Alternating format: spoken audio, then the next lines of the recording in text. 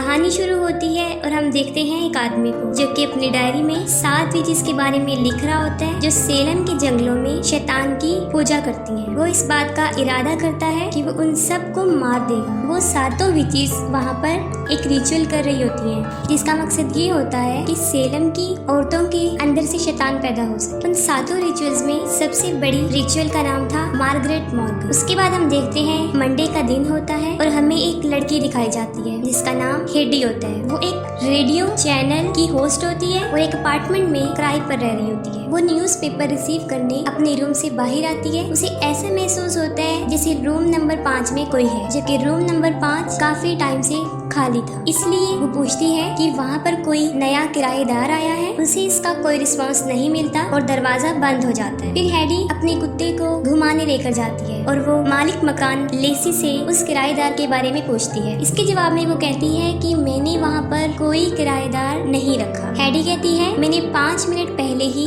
किसी को वहाँ पर देखा है। लेसी कहती है मैं तुम्हारी कंफ्यूजन दूर करने के लिए एक बार रूम को चेक कर लूंगी। हेडी के जाने के बाद वो रूम नंबर 5 को देखने जाती है, लेकिन वहाँ पर उसे लॉक मिलता है। ये देखकर वो वापिस आ जाती है। फिर रात को हेडी रेडियो स्टेशन से घर जा रही होती है तो उसे रिसेप्शन पर एक बॉक्स मिलता है जो उसके लिए होता है। वो नहीं जानती थी कि वो बॉक्स कहाँ से आया है। बॉक्स के अंदर एक साउंड रिकॉर्डर होता है और उसके ऊपर सिर्फ द लॉर्ड्स लिखा होता है। खैर वो उस बॉक्स को उठाकर घर ले जाती है। साथ में उसका एक कोलीग हरमन भी उसके साथ होता है। घर जाके हरमन उस रिकॉर्डर को प्ले करता है लेकिन वो उससे नहीं चलता। इसके बाद हेडी उसे प्ले करती है तो वो फौरन चल जाता है। उस टेप रिकॉर्डर में बहुत खतरनाक किस्म का म्यूजिक था। जैसे ही हेडी उसे सुनती है उसे अजीबोगरीब होना शुरू हो जाता है। इसके फौरन बाद हम 1696 का एक सीन देख रहे होते हैं। इसमें वही विचेस एक औरत के पेट से बच्चा निकाल रही होती है। वो उसका बच्चा निकाल लेती है और वो बच्चा एक आम इंसानी बच्चा होता है। ये देखकर वो बच्चे को मार देती है। हेडी की ये हालत देखकर हरमन म्यूजिक ऑफ कर देता है। वो हेडी से पूछता है कि क्या तुम ठीक हो। हेडी उससे कहती है कि मैं अचानक कुछ थकी हुई महसूस कर रही हूँ और मैं सोना चाहती हूँ। उसके बाद हेडी सोने चली जाती है। हरमन भी चला जाता है। हेडी अपने रूम में जा रही होती है और ऐसा लगता है कि कोई और भी उसके साथ वहाँ पर मौजूद है, लेकिन हेडी का उस तरफ जहन नहीं जाता। अगले दिन हेडी के रेडियो स्टेशन पर एक राइटर आते हैं जिनका नाम फ्रांसिस मैथाइज होता है। उन्होंने एक बुक सैटन लेसन लिखी थी जिसका टॉपिक सेलम विचेस ही था। वहाँ वो उसी रिकॉर्डर को प्ले करते हैं और हरमन उसे द लॉर्ड्स ऑफ सेलम का नाम दे देता है। वो रिकॉर्डर अपने चैनल पर प्ले करते ही हेडी की हालत दोबारा बिगड़ने लगती है। हेडी उसे म्यूट कर देती है लेकिन वो फिर भी सुनाई दिया जा सकता था और उसको सुना जा सकता था। इसके बाद उनका सेशन कंप्लीट हो जाता है। फ्रांसिस उससे पूछता है कि तुम्हारे पास ये रिकॉर्डर कहाँ से आया है। वो कहती है कि मैं नहीं जानती कि ये मेरे पास कहाँ से आया है। फ्रांसिस घर जाकर अपनी वाइफ से अपने इंटरव्यू के बारे में पूछता है। वो कहती है मैंने सारा इंटरव्यू रिकॉर्ड कर लिया है। फ्रांसिस पूछता है क्या तुमने वो म्यूजिक भी रिकॉर्ड किया है। वो कहती है जी मैंने वो म्यूजिक भी रिकॉर्ड किया है। फ्रांसिस पहले द लॉर्ड्स ऑफ सेलम नाम सुन चुका था लेकिन उसे कुछ याद नहीं आ रहा था। हेडी अपने घर पहुंच जाती है, अपने रूम की तरफ जा रही होती है तो लेसी उसे बुला लेती है और अपनी सिस्टर से मिलवाती है, सोनी और मेगन। वो हेडी को अपने पास बिठाने के लिए बुलाती है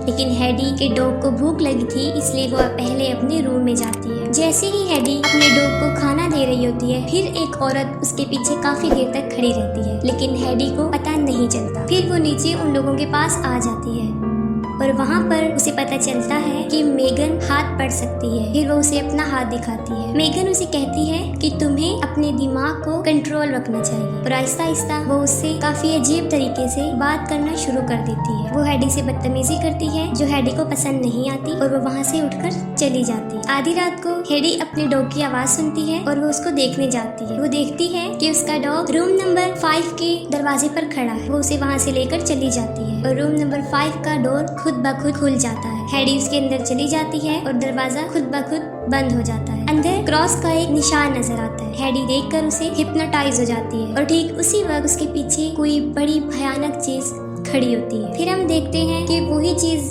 जो हेडी के पीछे थी सामने से आ रही है और ऐसा महसूस होता है कि जैसे कोई जहन्नुम से बाहर आ रहा हो। दरवाजा खुल जाता है, हेडी बाहर आ जाती है और बाहर वो देखती है मार्गरेट मॉर्गन को, जो हेडी से एक बच्चा मांग रही होती है। हेडी की आंख फौरन खुल जाती है। वो सोचती है कि ये ख्वाब है और दोबारा सो जाती है। हेडी अपने डॉग को बाहर लेकर जाती है और वो एक चर्च में चली जाती है। वहाँ पर फादर उससे बात करता है और देखते ही देखते वो उससे बदतमीजी करना शुरू हो जाता है और वो कहता है कि तुम्हें कोई भी बचा नहीं सकता। उसके बाद फौरन उसकी आंख खुल जाती है और वो फादर उसे बताता है कि वो यहाँ पर सो रही थी। वो फौरन भागकर बाहर आ जाती है और बाहर बैठ जाती है। फिर वो देखती है एक अजीबोगरीब आदमी जो सामने से उसकी तरफ आ रहा होता है और उसके पास एक बकरा भी होता है और देखते ही देखते वो आदमी भी गायब हो जाता है। फिर काफी ढूंढने के बाद फ्रांसिस को जोनाथन हॉथॉर्न की एक किताब हाथ लगती है जिसमें 5 पेज होते हैं जो लिखे होते हैं। उस किताब में जोनाथन ने उन 7 विचेस को द लॉर्ड्स ऑफ सेलम कहा और लिखा था कि 27 सितंबर 1696 को जोनाथन ने उन विचेस को पकड़ लिया था और मार्गरेट ने भी इस बात को तस्लीम कर लिया था कि वो शैतान की पूजा करते हैं और उनको जिंदा जलाया जा रहा था। उन पेजेस के लास्ट में कुछ म्यूजिक नोट्स थे। उस म्यूजिक को पियानो पर प्ले किया जाता है और वो सेम वही म्यूजिक बन जाता है जो हेडी को मिला था। फ्रांसिस उस बुक के राइटर के पास जाता है और उसी डायरी के बारे में पूछता है। इसके बदले में वो कहता है कि मेरे पास वो डायरी तो नहीं है लेकिन मैंने वो सारी पढ़ रखी है। फ्रांसिस उससे पूछता है कि क्या कोई ऐसी चीज है जो उस किताब में नहीं थी और तुमने नहीं पढ़ी। फिर वो मार्गरेट के शर्त के बारे में बताता है और शर्त ये थी कि जब मार्गरेट को जलाया जा रहा था उसने कहा था कि सेलम की रहने वाली जो बेटियां हैं उनकी पैदा होने वाली बेटियों को मार दिया जाएगा और शैतान भी उन्हीं में से पैदा किया जाएगा। फिर हेडी हरमन को बताती है कि मैं जब भी वो म्यूजिक सुनती हूँ मुझे कुछ होने लगता है। फिर सडनली हेडी को खांसी होना शुरू हो जाती है और खांसने के बाद उसके मुंह से खून आ जाता है। हरमन डर जाता है और वो फौरन एम्बुलेंस को कॉल करता है। फिर हेडी देखती है कि हरमन के पीछे कुछ अजीबोगरीब लोग खड़े हैं। उनमें से ये आदमी हरमन को टच करते हैं, वो फौरन मर जाता है। फिर वो हेडी को भी पकड़ लेते हैं, वो उसका ऑपरेट करते हैं और उसके पेट को फाड़ देते हैं और एक कीड़े जैसा जानवर उसके पेट से निकालते हैं। इसके बाद दोबारा वो जाग जाती है। हेडी को समझ नहीं आ रहा होता कि ये सब कुछ क्या है, क्या सही है क्या गलत है। उसकी मेंटल एबिलिटीज भी बुरी तरह डिस्टर्ब हो रही थी और वो इन सब से बचने के लिए ड्रग्स लेना शुरू कर देती है। वो ड्रग्स ले रही होती है तो अचानक से उसके दरवाजे पर नॉक होती है। वो देखने जाती है तो वहाँ पर वो तीनों बहनें खड़ी होती हैं। वो उन्हें अंदर बुला लेती है। दूसरी तरफ फ्रांसिस हेडी के बारे में रिसर्च कर रहा होता है जहाँ पर उसे पता चलता है कि हेडी का असल नाम एडिलहेड एलिजाबेथ है। थोड़ी रिसर्च के बाद उसे पता चलता है कि वो भी जोनाथन के उस शर्त में आई हुई एक लड़की। वो फौरन हेडी को कॉल करता है जो फोन मेगन उठाती है और कहती है कि रॉन्ग नंबर है और फोन बंद कर देती है। हेडी बेहोश होती है और वो तीनों बहनें हेडी को रूम नंबर 5 में ले जा रही होती हैं। लेसी रूम नंबर 5 के डोर पर वही निशान बनाती है जो उन विचेस के फेस पर बना हुआ था। इसके अलावा वो सिंबल रिकॉर्डर पर भी बना हुआ था और इवन के जोनाथन की डायरी पर भी। डोर के करीब आकर वो तीनों शैतान से प्रेयर करती हैं और फौरन दरवाजा खुल जाता है और वो हेडी को अंदर भेज देती। महल था और उसके बिल्कुल सामने एक अजीबोगरीब क्रिएचर खड़ी थी। हेडी आहिस्ता आहिस्ता उसकी तरफ बढ़ रही होती है और उसका चेहरा बिल्कुल बदल चुका होता है, यहाँ तक कि उसके माथे पर वही निशान बन जाता है जो उन विचेस का होता है। हेडी उस क्रिएचर के पास आती है, उसके अंदर से 2 टेंटिकल निकलते हैं और हेडी फौरन उन्हें पकड़ लेती है। इसके बाद दरवाजा खुल जाता है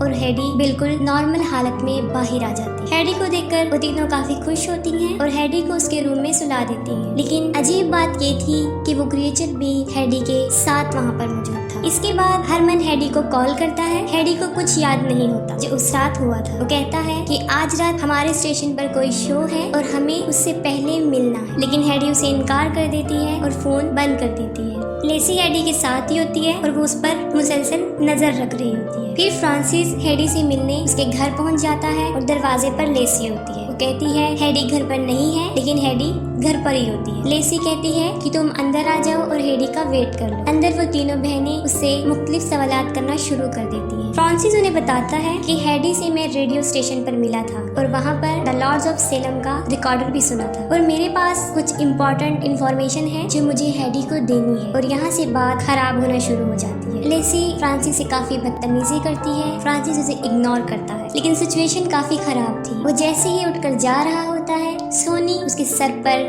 पेन से वार करती है और वो नीचे गिर जाता है। फिर वो उसी पेन से उसे बहुत शदीद मारते हैं और उसकी जान ले लेती है। फिर रात को शो के लिए हरमन उसे लेने आता है। फिर से वो तीनों वहीं पर खड़ी होती है। उससे भी वो रोक लेती है, लेकिन हरमन वहाँ पर आता जाता रहता था, वो नहीं रुकता और सीधा उसके रूम की तरफ चला जाता है। वो हेडी के रूम की तरफ आता है, दरवाजे को नॉक करता है और लेसी वहाँ पर पहुँच जाती है। लेसी के कुछ करने से पहले हेडी फौरन वहाँ पर आ जाती है और वो हेडी को कहती है कि तुम हरमन को कहो कि वो तुम्हारा बाहर वेट करे, और हेडी वही करती है। हरमन को ताज्जुब होता है, वो हेडी से पूछता है लेकिन वो कुछ कहे बगैर दरवाजा बंद कर देती है। फिर वो दोनों हॉल में चले जाते हैं और हेडी अकेली रूम में दाखिल हो जाती है और उसका डोर बंद हो जाता है। हरमन बाहर ही होता है और स्टेज पर हमें एक बार फिर वो तीनों बहनें नजर आती हैं। वो दरअसल शैतान से प्रेयर कर रही होती हैं, उनके साथ ही वो सातों विचेस उनके पीछे आ जाती हैं। फिर वहाँ पर वही म्यूजिक प्ले किया जाता है और जितने भी ऑडियंस वहाँ पर बैठे होते हैं वो सब स्टेज की तरफ आ जाते हैं